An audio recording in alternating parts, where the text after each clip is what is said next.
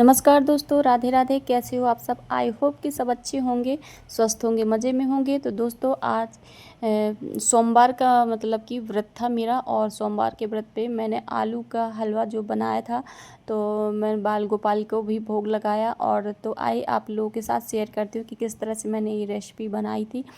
तो बहुत ही टेस्टी लगता है आलू का हलवा। तो मैंने बनाया, तो यहाँ पे मैंने सबसे पहले तो आलू उबाल लिए थे एक कुकर में। तो यहाँ पे आलूओं को मैंने उबाल करके और एक भगोने पे निकाल लिया एक बर्तन में। इसके बाद थोड़ा पानी डालकर, ठंडा पानी डालकर, मैंने सोचा कि ठंडा कर लूँ क्योंकि भूख बहुत ज़्यादा लग रही थी। और वैसे मेरा अकेले का फास्ट होता है तो मैं बहुत कम ही फलाहार बनाती हूँ, पर सोमवार का व्रत हस्बैंड जी भी सावन के सोमवार का व्रत रखते हैं, तो उनकी वजह से फिर मैंने सोचा कि चलो कुछ बना लेती हूँ। तो मैंने आलू के हलवा बनाया। तो यहाँ पे आलूओं को थोड़ा मैंने ठंडे पानी से ठंडा किया और फिर इसके बाद आलूओं को छीलना स्टार्ट कर दिया। तो अब इनका छिलका निकाल लेती हूँ।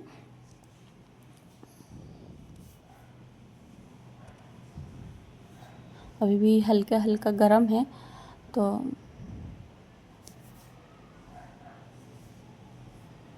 यहाँ पे आलूओं को मैंने छील लिया है, और जितनी ज़रूरत थी तो उतने आलू मैंने अलग से छील लिए हैं। और कुछ आलू जो बकाया रखे हुए हैं तो वो मैंने अलग कर दिए, क्योंकि बच्चे हैं तो उन लोगों के लिए मैं सोच रही थी कि आज आलू की ही सब्ज़ी बना दूँगी।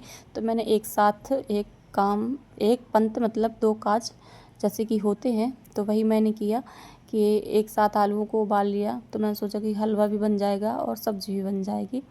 तो यहाँ पे अच्छे से सबसे पहले तो अच्छे से मैश कर लेती हूँ। तो यहाँ पे मैंने अच्छे से मैश कर लिया हुआ है, और अब कढ़ाई रख के अब स्टार्ट करते हैं आलू के हलवे की बनाना।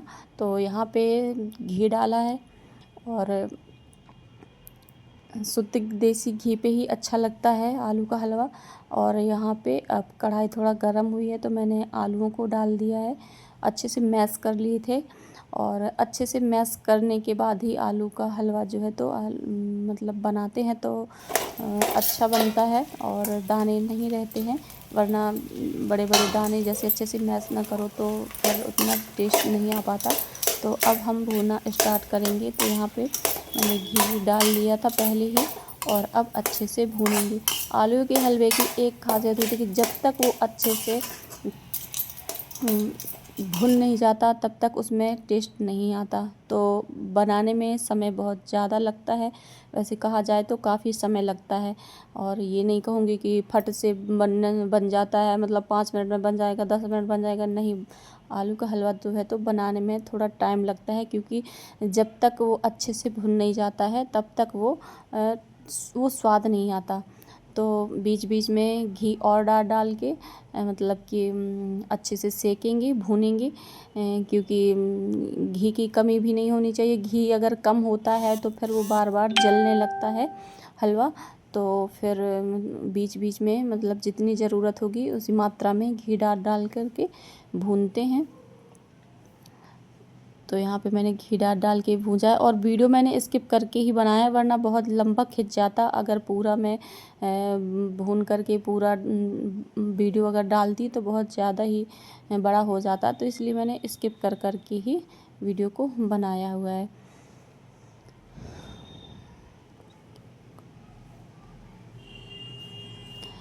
जब ये भुन जाता है तो कलर चेंज हो जाता है, एकदम हल्का गोल्डन ब्राउन टाइप का कलर हो जाता है। तो इसको हलवे को अच्छा अलट पलट के अच्छे से भून लेंगे। और तो इस तरह से अच्छा से दबा करके मैं भून रही हूँ ताकि अच्छे से भुन जाए।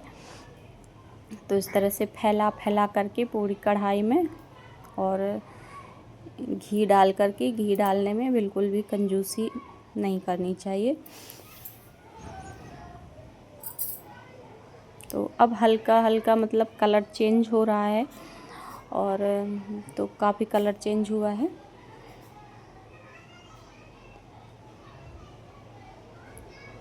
और जैसे ही आलू भूनते हैं तो बहुत सॉफ्ट हो जाता है, जब तो ऐसे ही पता चल जाता है कि कलर चेंज भी हो जाता है। और जैसे हम करछली से चलाते हैं तो एकदम हल्का हल्का मतलब सॉफ्ट सॉफ्ट एकदम हो जाता है, तो लगने लगता है कि हाँ अब भुन गया है। तो कलर भी चेंज होने लगता है। अब भुन चुका है। अब हम डाल देंगे चीनी। तो यहाँ पे आप चीनी भी डाल सकते हैं या फिर भूरा भी, पिसी हुई चीनी भी डाल सकते हैं। हमारे यहाँ जिसको भूरा शक्कर मतलब बोलते हैं, तो वो भी डाल सकते हैं। अब इसको अच्छे से मिला लेंगे ताकि पूरी चीनी अच्छे से मैश हो जाए, पिघल जाए। उसकी मतलब चीनी के दाने दाने नहीं आने चाहिए कि मुंह में खाने से वो दाने दाने समझ में आए। तो अच्छे से जब चीनी घुल जाए, मैश हो जाए, और थोड़ी देर के लिए थोड़ा और अच्छे से पकाएंगे। तो अब अच्छे से कलर चेंज हो गया है।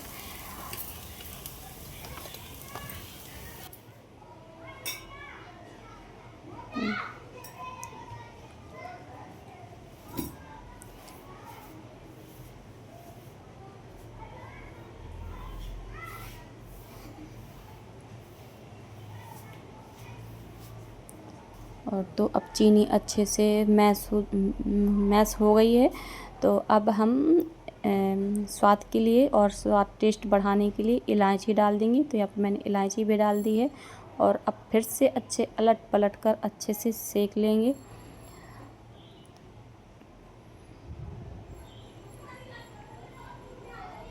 तो इस तरह से कढ़ाई में फैला फैला कर सेकने से और अच्छे से मतलब कि भुन जाता है। तो यहाँ पे मैंने अच्छे से कढ़ाई में फैला फैला करके भुना हुआ है और काफ़ी कलर चेंज हो गया है। जब अच्छे से सिक जाता है तभी हलवे का एकदम टेस्ट आता है और खाने में बहुत ही ज़्यादा स्वादिष्ट लगता है। और आलू का हलवा बनाते समय मुझे आलू की बर्फ़ी की याद आ रही थी, क्योंकि मैंने काफ़ी बार आलू के हलवे की बर्फ़ी बहुत समय पहले बनाती रही हूँ, और बहुत ही टेस्टी लगती थी आलू की बर्फ़ी, मगर काफ़ी टाइम से मैंने नहीं बनाई है। एक तो हम अपने कामों में इतना उलझ जाते हैं कि फिर कुछ चीज़ें जो है तो पीछे ही छूट जाती हैं, जैसे कि आलू के बर्फ़ी ही बनाना। और पहले मैं बहुत बनाती थी, मुझे बहुत अच्छी लगती थी, तो इसलिए मैं बनाती, कोई भी व्रत रखती थी तो आलू की बर्फ़ी ज़रूर बनाती थी। मावा डालकर बनाते हैं आलू की बर्फ़ी, पर आलू का हलवा ही मैंने बहुत समय से बनाया। तो फिर इसके बाद मुझे बनाते समय मुझे याद आया कि हाँ, मैं आलू की बर्फ़ी भी बनाती थी और बहुत ही अच्छी लगती थी। खोया डाल करके बनाती थी, बहुत ही टेस्टी लगती थी आलू की बर्फ़ी। तो यहाँ पे अब हलवा बन चुका है। यहाँ पे मैं 2 प्लेटों में हलवे को लगा लूँगी। तो एक प्लेट तो मैं सबसे पहले भगवान के लिए, बाल गोपाल के लिए भोग लगाऊंगी। तो 2 प्लेटों में मैंने निकाल लिया है और एक प्लेट मैं अपने हस्बैंड जी के लिए मतलब निकाल दिया है। तो उनका भी फास्ट है, तो एक प्लेट में उनको दे दूँगी। तो यहाँ पे सबसे पहले मैं ले जा कर के बाल गोपाल को भोग लगाऊंगी। तो यहाँ पे मैंने बाल गोपाल के पास अभी रख दिया है क्योंकि गर्म है।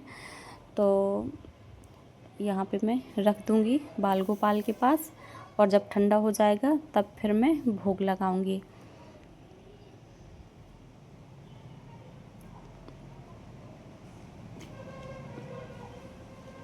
यहाँ पे तुलसी पत्र डाल दिया है और अब भोग लगाने के लिए बाल गोपाल को रख दिया है। और ये एक प्लेट है, तो अब ये मैं अपने हस्बैंड जी को दे दूँगी।